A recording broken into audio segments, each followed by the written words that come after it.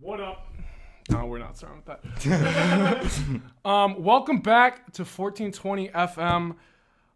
I'm Joe Urban. And I'm Ethan Went. We are joined today with Benny Tralongo, owner of SayWerd, founder of SayWerd. That's located on North Oakland Avenue. They sell vintage pieces. They sell cards. They sell everything that you would want to buy. So Benny, first question. How did SayWerd start? What was the original? Did it start as a clothing brand? Did it start originally as just reselling vintage, or how did it get going? So initially, I launched SayWord in June of 2017, I want to say. Yeah, 2017 sounds right. And it was all original streetwear, like all original designs, stuff that I came up with.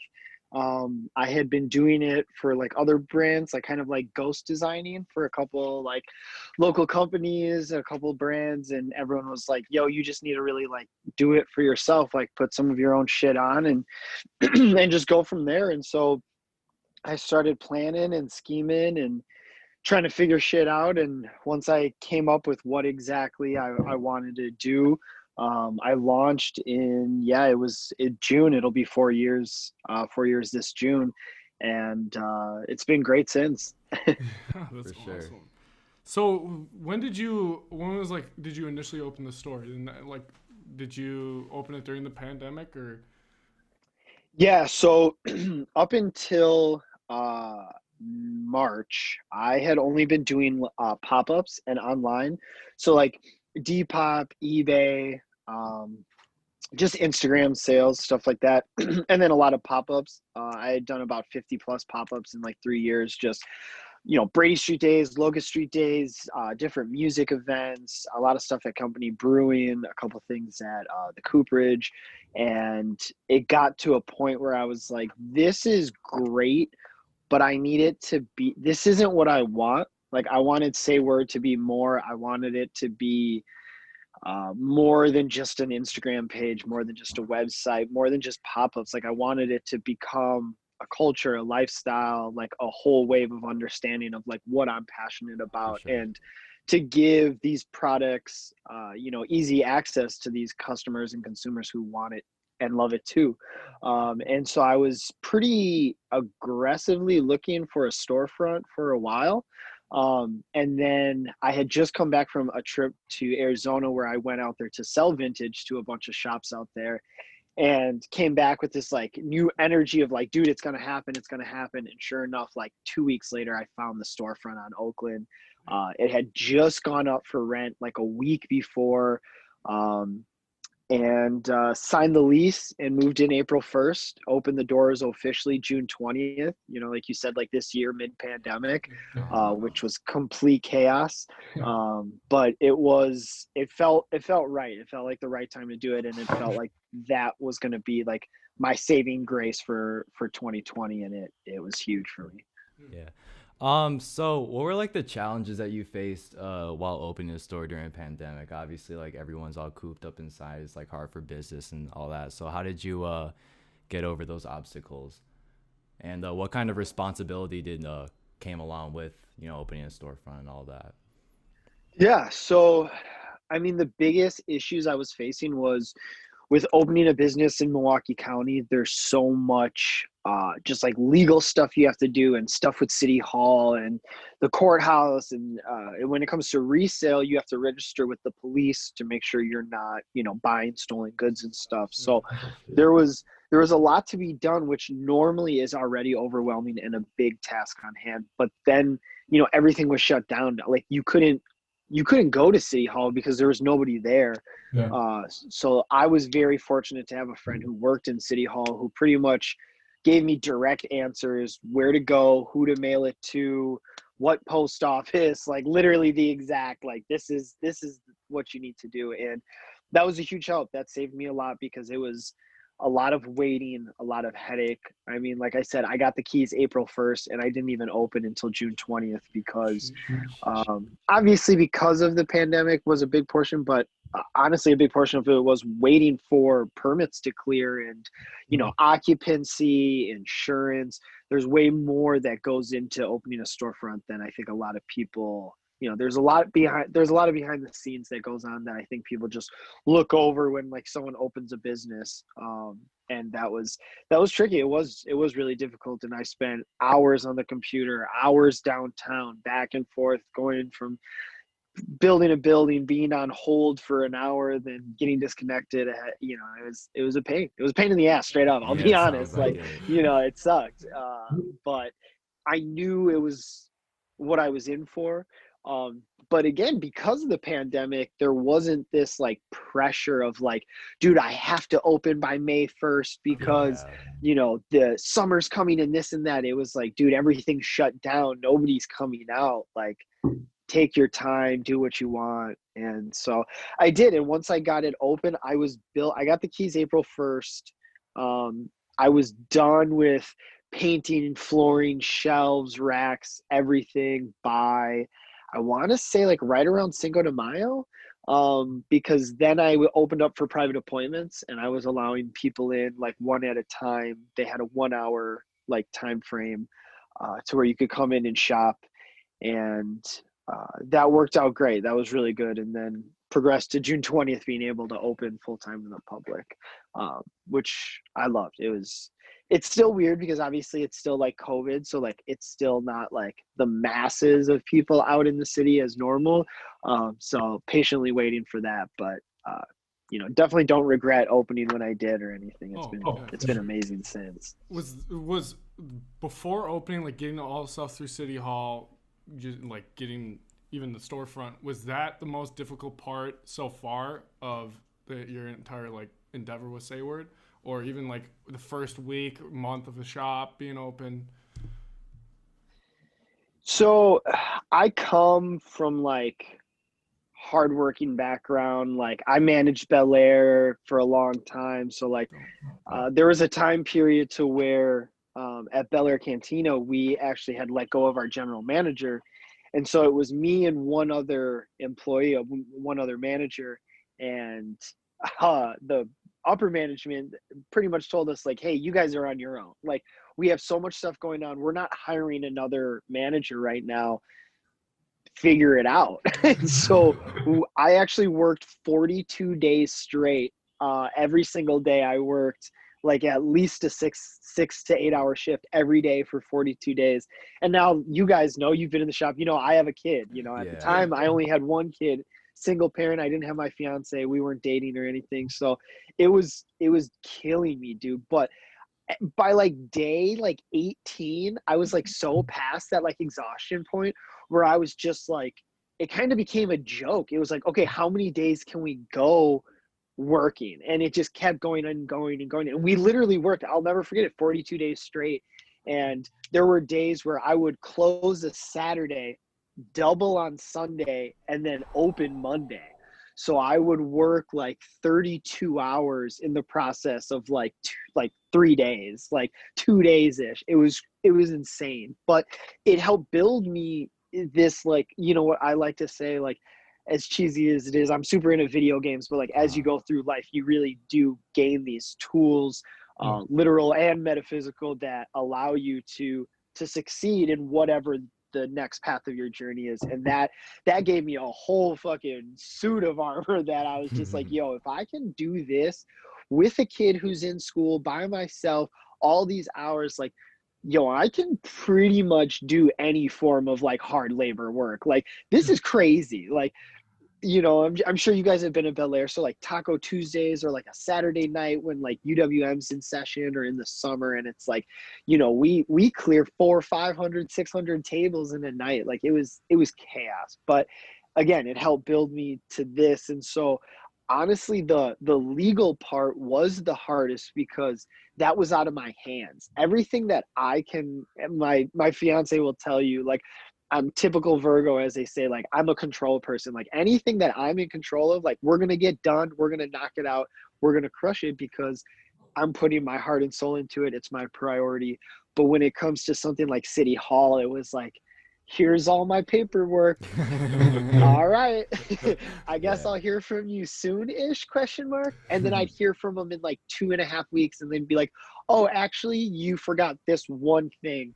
And then Jeez. I'd send it in and they'd be like, oh, you actually signed it on the wrong line. So it's going to be 2 more weeks. Can you actually resend that? And it just kept happening. So that honestly was the hardest part. Other than that, like, I come from a family of business, so like since I was 10, like this was always like my goal, like be your own boss, have your own shop. Don't know what exactly was going to be in it, but I knew I was going to be my own boss. Like it was Yeah, going to yeah. be, that's how I had to have it, like for sure. The shop, I like when I walk in there, it's like you could literally just chill in there. You got the TV going with damn near games sometimes, like football games going, video games going, like, Yeah. and it's like the shop's not literally. It's there's so much stuff in there. Like I walk in there, I always see at least 3 things that I would not have expected to see, and it's Yeah. dope. So like, how did you have an initial vision to have all these different like trinkets and clothes, like mixing all this culture together? Was that the initial vision, or did that build over time? So the initial vision for SayWord was um, like hella just like streetwear, like original designs, original streetwear, all done by me, all made locally. Like that's really what the focus was. Mhm. But then like I got to a point where I just realized like I have to do something else. I don't know what, but I have to do something else. So I had talked about like creating kind of like a culture lifestyle team to where I was going to have like sponsor a couple dudes who skate and like sponsor a couple like local performers and like get out there knowing that like I'm this brand that's like trying to support local and put people on. Mm-hmm. But that was just blowing through money. Like there wasn't any, I needed constant return. So what that meant is I had to constantly make new product. And it to this day, it's always just been me. I source everything. I take the pictures. I run the Instagram, the website, the store, everything. It's all me. I do it myself. And so Hell yeah.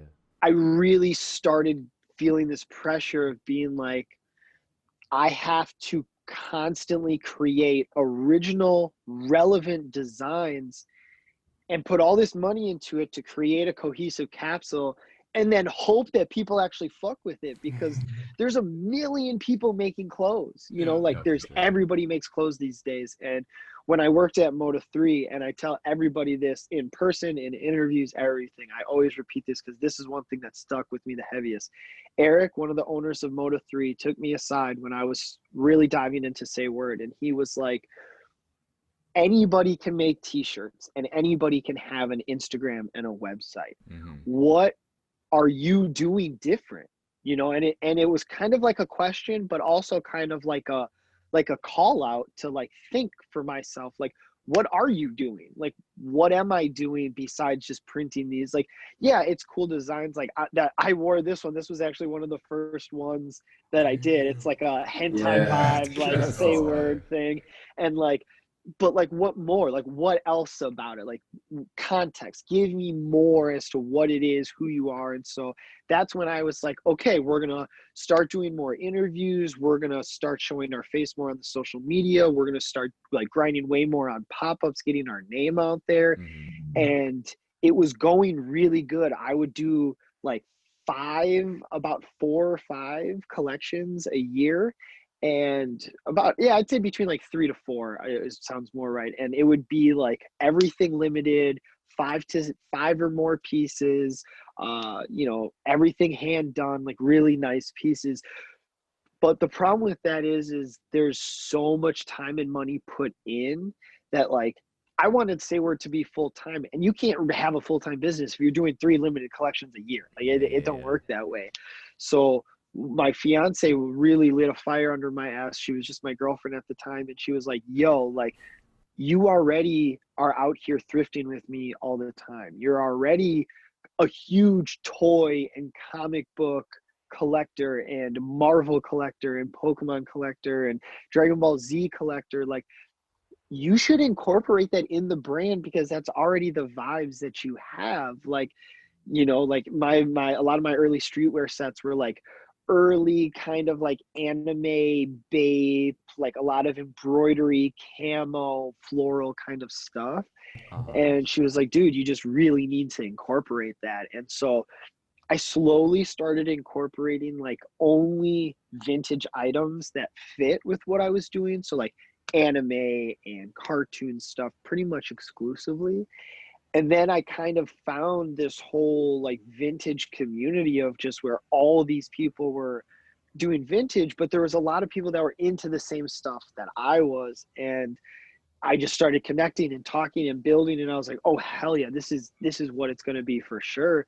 And so it would have been like 2018, right into, I'd say around 2018. That end of 2018 is when I'm like, all right, let's go hard with the vintage. We've done only SayWerd exclusively for like almost 2 years now. Let's bring in the vintage and let's hit it heavy. And then I just started doing it, and it was selling so much and just, you know, funding my next drop. It was like I'd go out and thrift for 4 days, and I'd spend, you know, $120, and I'd flip everything in 2 weeks and end up with like 450. And I was like, yo, this is crazy. Like, let me just do this a couple more times. Boom, now I got the money for the next drop. So it started becoming this cohesive, like working together. And so just collecting and doing this for the last couple of years and just building inventory and more, that SayWord was like, when I would do a pop-up, there would be a table of collectibles and video games. There would be a rack of clothes and then a rack of SayWord originals, because I wanted people to understand, like, I was all of this. Like, I'm trying to embody all of this into SayWord. And having the store was just the easiest way to do it, because now you walk in and, like you said, you just are hit with the easiest way to say it is like me and my cousin always say, you walk in and you just get hit with a ton of shit. Like it is deep, you know, like it is. And you guys have pretty much been coming in right around since I opened. Like, I don't know if you guys were in there in June, but I think you guys came in July. I want to around like say August. Yeah, we moved in like around August. Yeah. So okay. Yeah. So you guys have even seen just how much it's grown and evolved just in 4 to 5 months, because now it's like way more video games. We had to build a whole nother rack, a whole nother shelf. We went from having a couple shoes up front to now having, you know, 3 little shoe racks and more toys. And I like to, people who go in being like, this is what I'm doing, and this is so focused on that only, I feel like you set yourself up to fail. You kind of need to be an amoeba. You need to be able to adjust and grow and see what works for you. Because if you would have told me in June that I would be selling an insane amount of Pokemon cards as like my regular income, I would have laughed in your face. Like, dude, I have, you know, I sold a couple of packs. I had the toys, some shirts, but never to the volume I've had in the last 2 months. And now it's just like a whole nother clique of people that I connect with that are now coming to the store. And like, that's what it's about. It's about, you know, I want it to be a meeting place, a hub for like-minded, cultural, passionate people to come and meet and share that love. Well, it's definitely the vibe I get when I get like come through. It's like, oh, for sure. It's just like literally like it's nostalgic. It's like everything about it is just so cool, and just like you can walk in, you're comfortable, like chilling there. Literally, you can go to any rack on the store, you're gonna find at least like 5 pieces that are fire. Oh, easily. But you're doing curations now. Like, were you taking like you're taking certain are you building like a collection or a drop of vintage pieces, right? Does that have any original pieces in it, or is that just separate from the original drops too? So one of my big goals ending 2020 was 2021. Every single month I want to do something special. I want to continue to reach out and connect to all of my sub communities that I fuck with, you know. And so first month was Pokemon to kick off their 25th anniversary, and so I did all vintage stuff. So there was no originals in that. It was all vintage shirts, cards, collectibles, video games, knickknacks, toys, everything. Now, February, this month, we're doing video game month. And so the collection is going to actually be dropping in the middle of this month instead of the beginning. And this one will have originals. So this is actually the vintage curation number 2 and SayWord original collection number 9, I believe. This is number 9 for a full capsule. So it's 5 t-shirts that go along with the video game theme. Kind of did it in that like Thai Mexico like bootleg rap tee style that's been going around a lot, to where it's like the front graphic really big crazy colors, and then the back is the same image but all one color printed. So same thing, paying homage to some of my video. I got video game tattoos all over me. So like Crash Bandicoot, Spyro, Lara Croft, Parappa the Rapper, and Mega Man are the 5 characters on the 5 different tees I'll be dropping this month. So it's a nice rotation. And then I'll have a couple of systems. I'm going to have a handful of games, tons of vintage tees, some really good gems. Yeah. And then next month is cartoon, not to like spoil, but yeah, next month is like cartoons we watched as kids. So there's going to be all types of stuff in there. There's some heavy nostalgia pieces for sure. So for sure. I was about to ask, so kind of you've incorporated like the vintage community a lot with helping growing your brand, and I kind of want to ask some questions about like where do you see like vintage style going now? Like I feel like it really picked up huge, I'd say, in the last couple of years, and I feel like there's always been different kind of styles that have come and go. What do you think, what do you see like about to come up, or maybe it's tricky because 2020 put such a spotlight on vintage because it was already big, but then obviously we've talked about it. You have huge people, Kardashians, Travis Scott, Lil Wayne. You got all types of actors, celebrities that put on people to the vintage wave, which a lot of people hate it because prices have gone insane. There's a lot of fakes that are out there, but just like anything in life, everything good gets found. You know what I mean? That's why it's good. Like we love it so much because it's so awesome. And so it's about, other people are going to find out. And then, you throw everybody inside for a year and then you hand everybody checks and everybody stir crazy. Like they're looking for something new to get into. And there's a million vintage accounts and 100 lives every day. And, it's a form of recycling. It's killing fast fashion. It encourages individuality. Like I love vintage. I always have. I think it's going to continuously grow. Back when I first really started getting into vintage, like it's funny, which was only just a couple of years ago, the big things in vintage were like Harley tees, Tommy, Polo, Guess. Like those were like, and the band tees. The band tees are always like classics, of course. But now it's grown to be just so much more, anything that strikes nostalgia. And like that's what's hard with vintage, is like when there's a new piece that comes up or a piece nobody's seen or another version of it, it's like, how do you really put a price on the way that something makes someone feel? And that's why, like, I think the vintage market is just going to continue to grow and cast like a bigger net, because there's literally billions of pounds of clothing still stored across the world. Indonesia, Malaysia, they have so much overseas that they're still snapping bales of to go through. So they're still digging out 80s and 90s clothes that were sent over there 20 years ago as donations, that they are in overstock from all these other donation places, that like we're going to be so good on vintage for years. Like there's plenty to go around. New stuff is going to be found. Like vintage has always been a thing, and that's the great thing with vintage is, guess what? Next year, something that wasn't vintage is now technically vintage. You know what I mean? Like vintage won't ever end because time doesn't.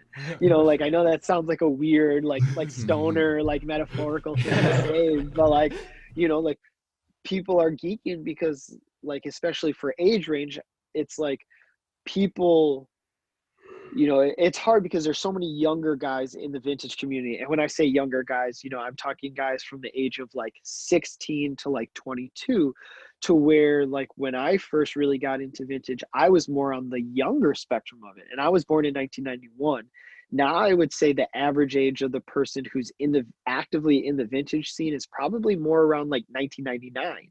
And so those people have different nostalgic things, like you don't have young 20-year-olds geeking out over Thundercats and Voltron tees because that was like, yeah, those are cool, but they'd rather geek out over, SpongeBob stuff or Fairly Odd Parents or like, that Nickelodeon later Cartoon Network kind of, Yu-Gi-Oh, Dragon Ball Z, like, stuff like that, that's timeless, or stuff that came later in the 2000s, then that stuff. And so times change. Like everyone who's like complaining, it's like, dude, you sound like your parents. You know what I mean? You're like, there's all these new people in vintage and vintage and this and that. And it's like, well, come on, bro. Like it is though, because these are the people doing it. You can't say that that's not part of it when they are literally part of it. Like things change again, that whole amoeba thing. Like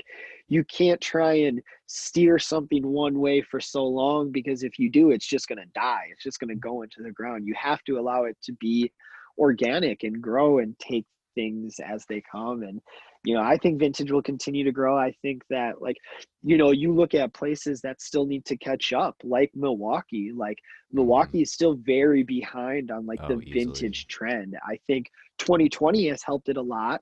I think obviously opening a store in Milwaukee that's spreading knowledge like I'm trying to do at least is huge. And so culture is catching on, people are catching on.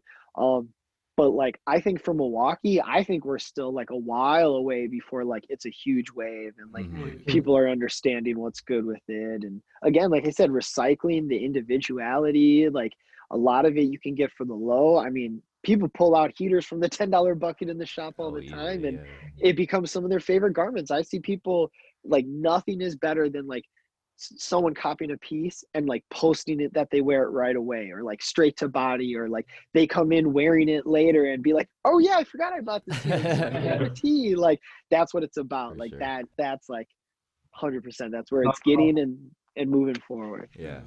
You talk about Milwaukee being behind in a lot of culture, and I like really agree with that. What do you think Milwaukee can do as like a city that can maybe catch up or start to appreciate some other sides of culture that might not have they might not know about, etc.? I think people need to get rid of the fear that they have. People fear what they don't understand and what they think they can't relate to. But I guarantee you, if you sit down with any person after the 2020 we've had, no matter what you believe in or whose side you stand with or anything, there are things that people can find in common.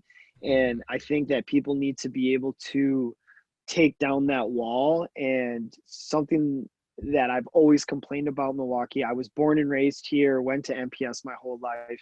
It's people are scared to support others just because of what someone else they may know might say. I've literally heard people say, damn bro, I can't support this brand because my homie has a brand. And it's like, so do you not go to Taco Bell because you go to McDonald's? Like that doesn't make sense, bro. Like it's okay to like different things. Like, like people have this like issue, especially I think obviously because of social media, that there's this like need to like impress others, or like this thought of what like others might think or say or speak on. And it's like, well, you're judging your genuine choices on something as basic as a t-shirt. You're not going to support someone else on a design you like because you haven't bought a shirt from your homie's brand. Well, guess what? That means you don't really fuck with your homie's brand. And that's okay. That's okay. Because like when I first started, I would have buddies that would want to buy a shirt, and it was like a design I know. I'm like, bro, we've been friends for 18 years. That's not something you would wear. Oh, I know, but I want to support you. I'd be like, well, don't just buy it because you want to support me. Buy it because you really like it, because now you're taking that away from somebody who actually would like it and would rock it. I can make more money. I'm not going to make more of those shirts. Give that to somebody who's going to wear it and love it and be proud of it. So, that is such a big thing. I'm hoping that once like COVID is over and like events start again, that people start literally, because I don't know if you know the way that Milwaukee's set up with the bridges, the way that we're technically set up, we're pretty much built structurally for segregation. Like every side of town is split up by bridges. Like east side, you can't get to Bayview without a bridge. You can't get to the west side without a bridge. You can't get to the north side without a bridge. And it's that way for every side of town. And so it's like to literally cross that bridge and venture out to a new venue, go see a new gallery you've never been, or go listen to another singer at their performance that you've never, been to, because we can't grow as a community until we start allowing ourselves to grow as individuals and having that level of acceptance and understanding. And you don't have to like what every person is doing, but at least give them enough respect to allow them to continue to do what they're doing. They don't need your negativity. They don't need the hate or anything like that. Like, just let's try and move forward. We've had as a country, as a city, I feel like we've had a rough last couple of years, and it's like, let's grow. There's so many people that are always like, we talk about how amazing Milwaukee is and what it can be.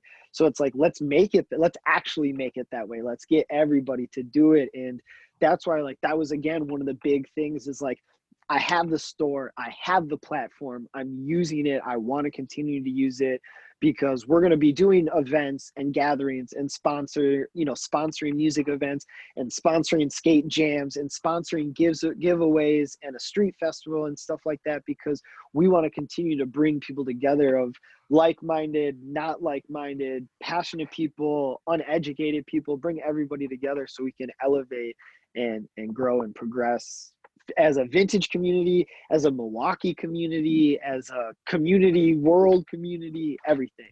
It's fucking awesome. Beautifully said. Literally awesome.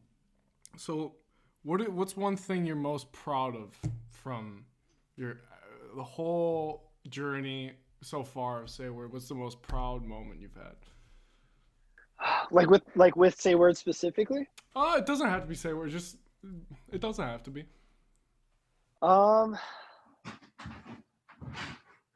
Good question. Through your journey of SayWord, how about that?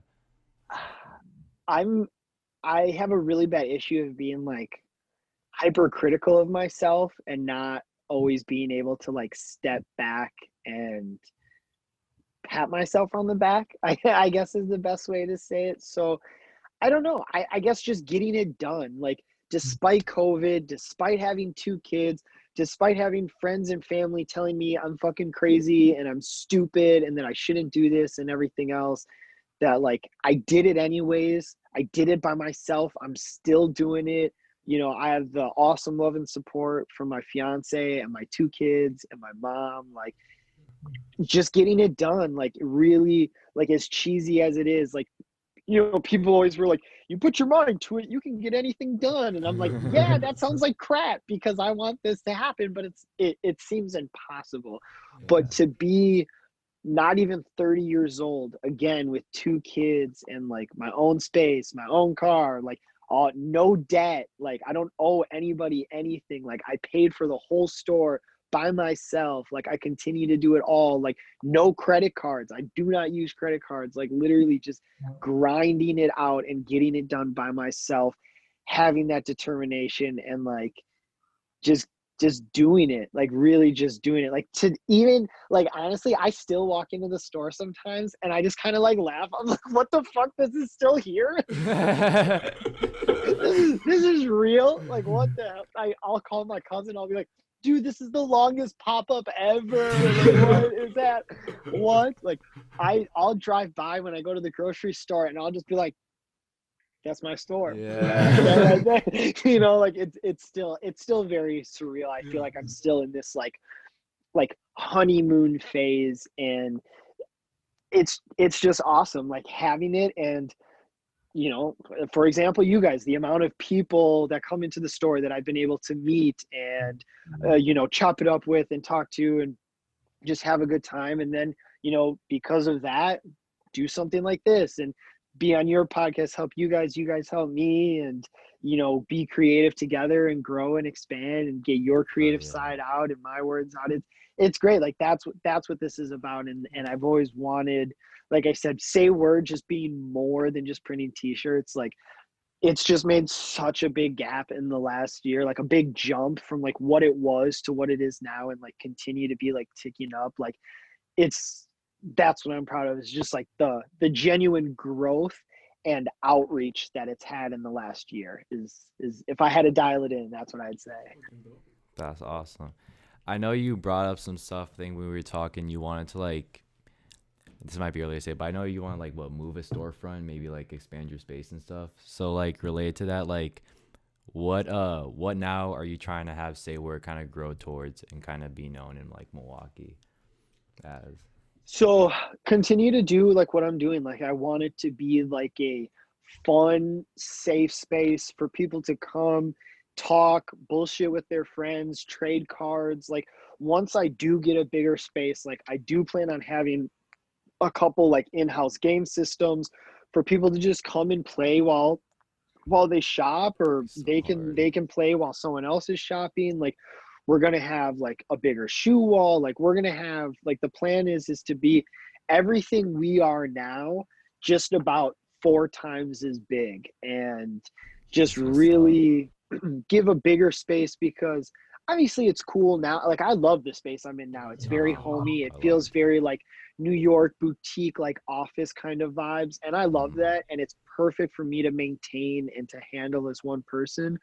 But I want to be able to supply people more, just in the terms of give them the best experience, both shopping, time, nostalgia. Like I want people to literally walk in and just be like, shit, where do I even start? You know, like I want that feeling, to where you walk in and I want it to feel like you're at like the craziest like video game, like streetwear, you know, Bape Japan, like type, just like this amazing, where you're like, damn.